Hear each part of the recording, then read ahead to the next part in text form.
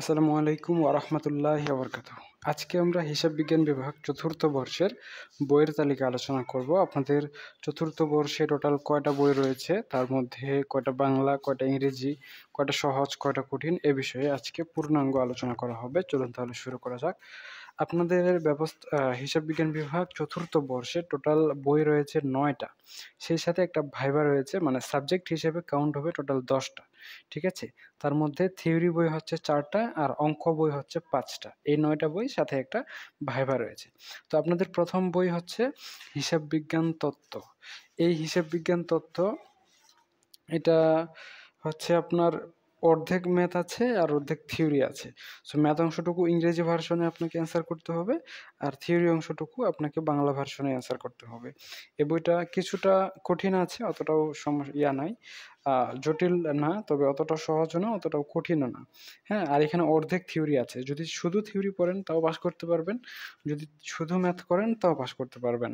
আর যদি আমাদের কাছে অনলাইনে প্রাইভেট ব্যাচের মাধ্যমে প্রাইভেট পড়তে চান, সেক্ষেত্রেও এটার সুবিধা রয়েছে। আর এটা আপনাদের হচ্ছে ম্যাথ বই। এর পরবর্তীতে রয়েছে আপনাদের উচ্চতর নিরীক্ষা ও পেশাগত নৈতিকতা। এটা থিওরি বই, এখানে কোনো রকম ম্যাথ নাই। এটি খুবই সহজ, এটা প্রাইভেট পড়ার প্রয়োজন নাই। আগের বইটা কিন্তু প্রাইভেট পড়ার প্রয়োজন ছিল। এর পরবর্তীতে ৩ নম্বরে রয়েছে হিসাব বিজ্ঞান তথ্য পদ্ধতি। এটাও থিওরি বই, এখানেও কোনো ম্যাথ নাই। এটা খুবই সহজ, বাংলা ভার্সনে পড়তে পারবেন। এটার জন্য প্রাইভেট পড়ার কোনোই প্রয়োজন নাই। এর পরবর্তীতে ৪ নম্বরে রয়েছে সাংগঠনিক আচরণ। এটাও থিওরি বই, এখানেও কোনো ম্যাথ নাই। আর হচ্ছে এটাও বাংলা ভার্সনে, আপনি চাইলে যেকোনো সময় বাংলায় পড়ে অ্যান্সার করতে পারবেন। আপনাদের সাংগঠনিক আচরণ বইটার জন্য প্রাইভেট পড়ার কোনোই প্রয়োজন বা প্রয়োজনীয়তা নেই। এরপরে রয়েছে কর্পোরেট আইন ও অনুশীলন। এটাও থিওরি বই, এখানেও কোনো ম্যাথ নাই। বাসায় বসে, বসে নিজেই প্র্যাকটিস করতে পারবেন। এটা বাংলা ভার্সনে। সো এই বইটা খুবই সহজ আপনাদের জন্য।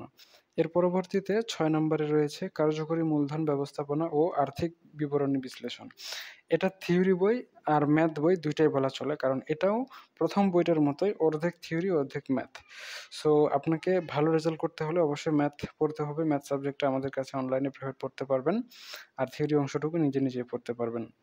আর ম্যাথ অংশটুকু অবশ্যই আপনাদের ইংরেজি ভার্সনে অ্যান্সার করতে হবে, আর থিওরি অংশটুকু বাংলা ভার্সনে অ্যান্সার করতে পারবেন। চাইলে ইংরেজি ভার্সনেও অ্যান্সার করতে পারেন। এর পরবর্তীতে রয়েছে উচ্চতর হিসাব বিজ্ঞান ২। এটা সম্পূর্ণ ম্যাথ বই, এখানে কোনো থিওরি নাই। থিওরি পড়ে আপনি পাস করতে পারবেন না। আপনাদের অ্যাকাউন্টিং 4th ইয়ারের মধ্যে সবচেয়ে কঠিন সাবজেক্ট হিসেবে পরিগণিত হয় এই উচ্চতর হিসাব বিজ্ঞান ২। এটাও আমাদের অনলাইন ব্যাচ রয়েছে, ব্যাচে যুক্ত হতে পারেন। এটা ইংরেজি ভার্সন, এখানে বাংলা ভার্সনের কোনো অবকাশ নাই। এর পরবর্তীতে রয়েছে ৮ নম্বরে বিনিয়োগ বিশ্লেষণ ও পোর্টফোলিও ব্যবস্থাপনা। এটাও থিওরি বই। এটা ম্যাথ বইও বলা যায়। এখানে থিওরি এবং ম্যাথ সমন্বিতভাবে রয়েছে। অর্ধেক থিওরি, অর্ধেক ম্যাথ। ম্যাথ অংশটুকু প্রাইভেট পড়তে পারেন, আর থিওরি অংশটুকু নিজে, নিজেই পড়তে পারবেন। এবং আপনাদের জন্য সবশেষে রয়েছে গবেষণা শাস্ত্র পদ্ধতি। এটাও ম্যাথ বই, এখানে থিওরি নাই। থিওরি আছে, কিন্তু থিওরি পড়ে আপনি পাস করতে পারবেন না। এবং এটা সম্পূর্ণটাই ইংরেজি ভার্সন। এখানে আবার বাংলায় আপনি কোনো কিছু পড়তে বা পরীক্ষায় অ্যান্সার করতে পারবেন না। সবশেষে আপনাদের জন্য রয়েছে ভাইভা। ভাইভার জন্য আমাদের স্পেশাল প্রাইভেট ব্যাচ রয়েছে। মাত্র ৩ ঘন্টায় সুন্দর করে গুছিয়ে আপনারা ভাইভা প্রস্তুতি নিতে পারবেন। সো এই হচ্ছে আপনাদের অ্যাকাউন্টিং 4th ইয়ারের বইয়ের তালিকা। আপনাদের অ্যাকাউন্টিং 4th ইয়ারে এইগুলো বই রয়েছে। আমরা অনার্স আপনাদের অ্যাকাউন্টিং ডিপার্টমেন্টে অনার্স, মাস্টার্স যতগুলো অঙ্ক সাবজেক্ট রয়েছে এখানে তালিকা দিয়ে দিয়েছি। আমাদের কাছে প্রাইভেট পড়তে পারবেন এই তালিকা অনুযায়ী। সো আশা করা যায় এই মানে ভিডিওটা আপনাদের কাজে লাগবে ইনশাল্লাহ। আর যদি আপনাদের অন্য কোনো মতামত বা কমেন্ট থাকে অবশ্যই আমাদের জানাতে পারেন। আমরা আপনাদের সবসময় কমেন্টের উত্তর দেওয়ার চেষ্টা করি। ধন্যবাদ।